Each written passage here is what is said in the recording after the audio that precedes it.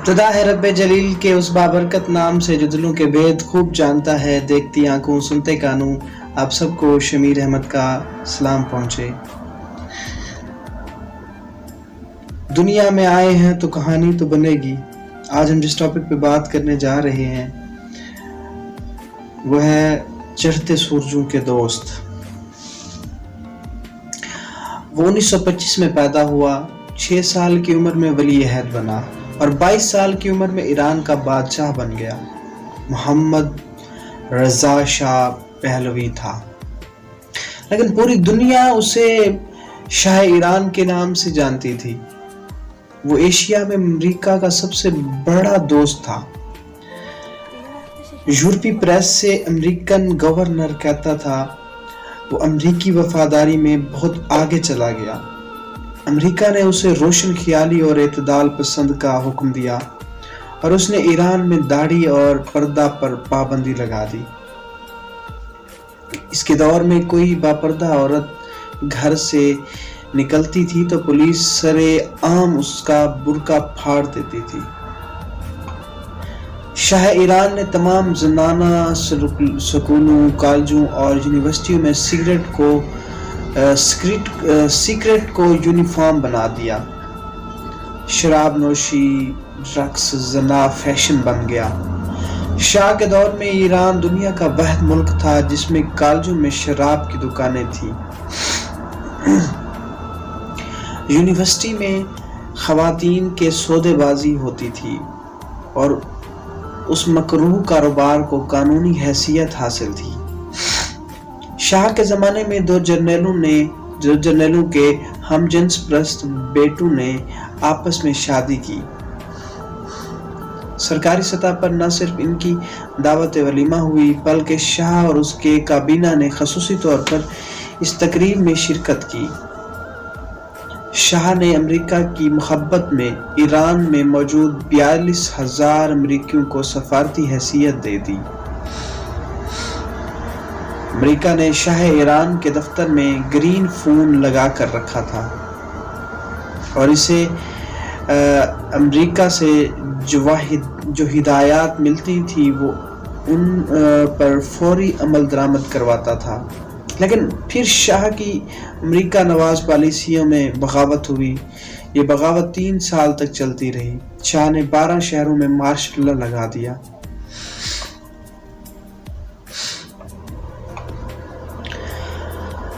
عوام نے اسے تسلیم کرنے سے انکار کر دیا۔ شاہ نے حکومت شاہ پور بختیار کے حوالے کی اور ملک سے فرار ہو گیا۔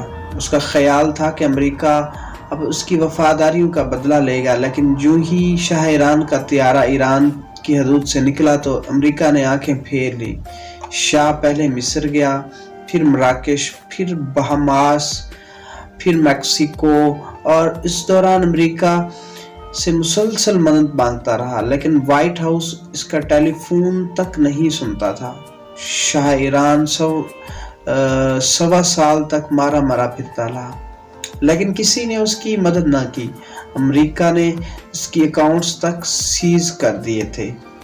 آخر میں انوار السادات کام آیا اور اسے پناہ دی۔ جولائی 1980 میں قاہرہ میں اس کا انتقال ہو گیا۔ انتقال کے وقت اس کے پاس اس کی تیسری بیوی کے سوا کوئی نہ تھا، لیکن اس کا جنازہ تک پڑھنے نہ آئے۔ چنانچہ اسے اس کے بیڈ روم میں ہی دفنا دیا گیا۔ یہ صرف رضا شاہ پہلوی کی کہانی نہیں، امریکہ کا ہر حکمران اسی انجام کا شکار ہوا۔ آپ اناس تاسیوسو کی مثال لیجئے، وہ نکاراگوا میں امریکی ایجنٹ تھا۔ نکاراگوا میں کمیونزم کی تحریک شروع ہوئی تو امریکہ نے اناس تاسیوسو کو ڈالر اور اسلحہ دے کر کمیونزم کے خلاف کھڑا کر دیا۔ تاسیوسو امریکہ کی جنگ کو اپنی جنگ سمجھ کر لڑتا رہا۔ 1979 میں نکاراگوا میں اس کے لیے حالات مشکل ہو گئے، وہ ملک سے فرار ہو گیا۔ لیکن جو ہی اس نے نکاراگوا سے باہر قدم رکھا، امریکہ نے اسے پہچاننے سے انکار کر دیا۔ اس نے امریکہ آنے کی کوشش کی لیکن امریکی حکومت نے اجازت نہ دی۔ یواناس تاساسیو جنگلوں اور غاروں میں چھپ کر زندگی گزارنے لگا اور وہ 1980 میں اسی پریشانی کے عالم میں انتقال کر گیا، اور اس کے چند قریبی دوستوں نے اسے پیراگوئے کے شہر سنشن میں دفن کر دیا۔ آج لوگ اس کے نام تک سے واقف نہیں۔ چلی کے آمر جنرل اگستیو پینوشے نے 1973 میں CIA کی مدد سے جنرل الیونڈیو کی منتخب حکومت پر شب خون مارا تھا۔ پینوشے نے اقتدار میں آتے ہی چلی کی عوام کے خلاف آپریشن شروع کر دیے۔ پینوشے 1990 تک چلی پر حکمران رہا۔ ان 17 برس میں پینوشے نے امریکہ کے کہنے پر ہزاروں شہری قتل کیے، امریکہ کی ناپسندیدہ تنظیم پر پابندی لگا دی اور امریکہ کی خواہش پر اپنی شہریوں کے انسانی حقوق غصب کر دیے۔ عوام 1990 میں پینوشے کے خلاف اٹھ کر کھڑی ہوئی اور وہ مارچ 1990 میں لندن فرار ہو گیا۔ اس کا خیال تھا کہ برطانیہ اور امریکہ اس کی وفاداریوں کی قدر کریں گے، لیکن لندن آتے ہی برطانوی پولیس نے اسے گرفتار کیا اور اس کے گھر میں نظر بند کر دیا۔ اس نے اس ناروا سلوک پر امریکہ سے احتجاج کیا، لیکن امریکی حکومت نے اسے جواب تک دینے کی زحمت نہ کی۔ برطانوی حکومت نے اسے 2000 میں چلی کے حوالے کر دیا۔ اس کے خلاف مقدمہ چلا۔ 3 دسمبر 2006 کو اسے ہارٹ اٹیک ہوا اور وہ دم توڑ گیا۔ اس کی موت پر پورے ملک میں خوشیاں منائی گئیں، جبکہ امریکی حکومت نے ایک سطر کا تعزیتی پیغام تک جاری نہ کیا۔ انگولا کا باغی سردار جوناس سیونمی بھی امریکہ نواز لیڈر تھا۔ وہ برسحاب برس انگولا میں امریکی مفادات کی جنگ لڑتا رہا۔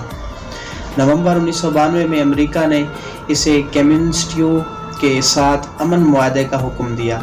اس نے معاہدے پر دستخط کیے، جس کے نتیجے میں جوناس سیونمی بے دست و پا ہو گیا۔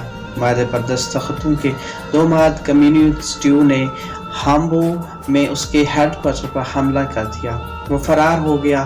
آج اس واقعے کا 15 سال گزر چکے ہیں۔ جوناس سیونمی جان بچانے کے لیے چھپتا پھر رہا ہے، لیکن امریکی حکومت اس کا ٹیلی فون تک نہیں سنتی۔ جنرل نوریگا پاناما میں امریکہ کا اعلیٰ کار تھا۔ اسے بھی امریکیوں نے کمیونسٹیوں کے خلاف استعمال کیا۔ وہ 1990 تک امریکی مفادات کی جنگ لڑتا رہا، لیکن امریکہ کی تسلی نہ ہوئی، لہٰذا امریکہ نے پاناما پر حملہ کر دیا اور صدر نوریگا گرفتار ہوا۔ امریکہ ایما پر عدالت نے اسے 40 سال قید بمشقت کی سزا سنا دی اور نوریگا کا گزشتہ 14 برس سے جیل میں امریکی دوستی کا خمیازہ بھگت رہا ہے۔ فرڈینانڈو کوس 22 برس تک فلپائن میں امریکی مفادات کی جنگ لڑ رہا ہے۔ اس نے فلپائن سے کمیونسٹیوں کو کوچن چن کر ختم کر دیا، لیکن 1986 میں امریکہ ہی نے اس کی حکومت ختم کرا دی اور مارکوس امریکہ آ گیا۔ امریکہ نے اسے پناہ دی لیکن اسے وہ عزت اور توقیر نہ دی جس کا وہ حقدار تھا۔ مارکوس نے باقی زندگی ہونولولو کے ایک چھوٹے سے مکان میں گزاری اور اسے عام پناہ گزین کی برابر وظیفہ ملتا تھا۔ مارکوس 1999 میں اسی بے بسی کے عالم میں انجانی ہو گیا۔ 1979 ہی میں امریکہ نے ریوڈیشیا میں بشپ ایول منظرو کو موخا بے اور نکومہ کے مقابلے میں کھڑا کیا۔ بشپ امریکیوں کے لیے لڑتا رہا، لیکن جب وہ لڑتے لڑتے کمزور ہو گیا تو امریکہ نے اس کی امداد سے ہاتھ کھینچ لیا، اور صدام حسین کی کہانی تو پوری دنیا جانتی ہے۔ انقلاب ایران کے بعد امریکہ نے صدام حسین کا استعمال کا فیصلہ کیا۔ صدام حسین نے امریکہ کی ایما پر 22 ستمبر 1980 کو ایران پر حملہ کیا۔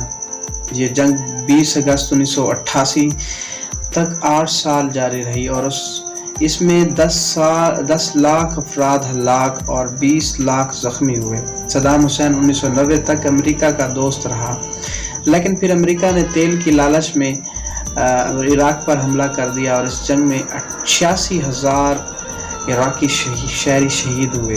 2003 میں امریکہ نے ایک بار پھر عراق پر حملہ کیا اور صدام حسین گرفتار ہوا اور امریکہ کی ہدایت پر اسے 30 دسمبر 2006 کو بغداد میں پھانسی دے دی گئی۔ شاہ ایران سے لے کر صدام حسین تک امریکی تاریخ دوست کشی کی ہزاروں مثالوں سے بھری پڑی ہے۔ امریکی اپنی خارجہ پالیسی کو ڈسپوزیبل ڈپلومیسی کہتے ہیں۔ ان کا فلسفہ ہے خریدو، استعمال کرو اور پھینک دو۔ امریکی قوم بلیڈ کاؤنٹ ہونے سے پہلے بیوی بدل لیتے ہیں، چنانچہ یہ لوگ اپنے دوستوں کو کاغذ کا گلاس، پلیٹ، ٹشو اور گندی جراب سے زیادہ اہمیت دیتے ہیں۔ یہ لوگ ہمیشہ کیس ٹو کیس اور پروجیکٹ ٹو پروجیکٹ چلتے ہیں اور چنانچہ ان کے دوست جنرل اگسٹو پنوشیے ہوں،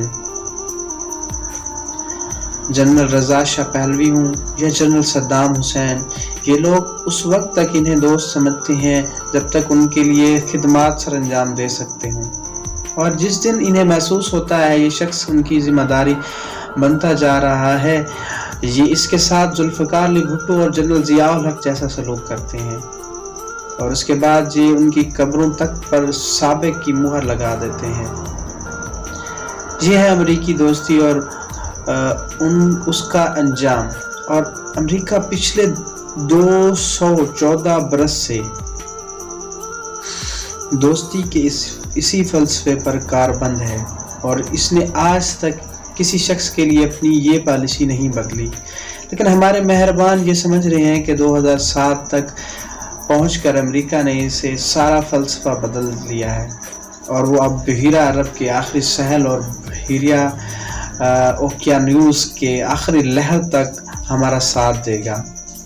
ہمارے یہ دوست بھول گئے ہیں کہ وہ امریکی جو اپنی ماں، اپنے باپ کو بھول جاتے ہیں، وہ بحرانوں میں ان کا ساتھ کیا دیں گے۔ امریکہ ڈوبتے سورجوں کی زمین ہے، ڈوبتے سورجوں کے ہم بیٹے ہمیشہ چڑھتے سورجوں کے دوست ہوتے ہیں، اور اس وقت ہمارے مہربانوں کا سورج ڈوب رہا ہے، چنانچہ امریکہ کی وفاداری کا رخ بھی بدل رہا ہے۔ بس 1-2 ہفتوں کی بات ہے اور اس کے بعد نیا کپ، نئی پلیٹ اور نیا گلاس ہوگا، اور کونڈ ایلارائس ہوگی۔ جزاک اللہ۔ اگر آپ کو میرا کنٹینٹ اچھا لگتا ہے تو فرینڈس کے ساتھ شیئر کریں اور چینل ضرور سبسکرائب کریں۔ ملتے ہیں اگلی ویڈیو میں۔